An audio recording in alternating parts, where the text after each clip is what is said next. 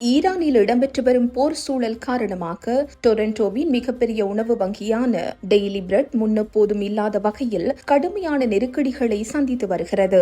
ஏற்கனவே கோவிட் பெருந்தொற்றுக்கு பிறகு உணவு வங்கிகளை நாடுவோரின் எண்ணிக்கை பெருமளவில் அதிகரித்திருந்த நிலையில் தற்போதைய போர் சூழலால் ஏற்பட்டுள்ள எரிபொருள் விலை உயர்வு நிலைமையை மேலும் மோசமாக்கியுள்ளது.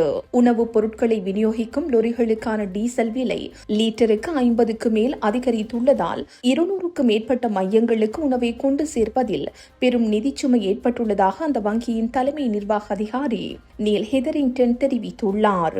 விநியோக சங்கிலியில் ஏற்பட்டுள்ள பாதிப்புகள் குறித்து பேசிய ஹெதரிங்டன், கடந்த மாதம் டெய்லி பிரெட் உணவு வங்கிக்கு அரிசி ஏற்றி வந்த கப்பல் ஈரான் அருகே தாக்குதலுக்கு உள்ளானதாகவும் இதனால் அத்தியாவசிய உணவுப் பொருட்கள் வந்து சேர்வதில் பெரும் தாமதம் ஏற்பட்டுள்ளதாகவும் குறிப்பிட்டார். சர்வதேச ரீதியாக நிலவும் இந்த பதற்றங்கள் டொரண்டோவில் உள்ள பல்லாயிரக்கணக்கான உணவு பாதுகாப்பற்ற மக்களின் வாழ்வாதாரத்தை நேரடியாக பாதித்துள்ளது.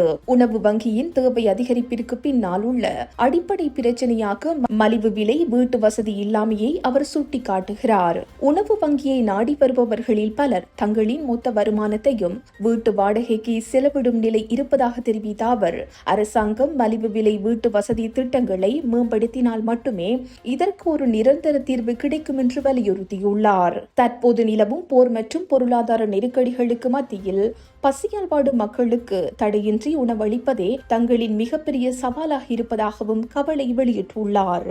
இந்த செய்தி உள்ளிட்ட மேலதிக விரிவான செய்திகளுக்கு www.behindmenews.org என்ற எமது இணைய பக்கத்தினை பார்வையிடவும்.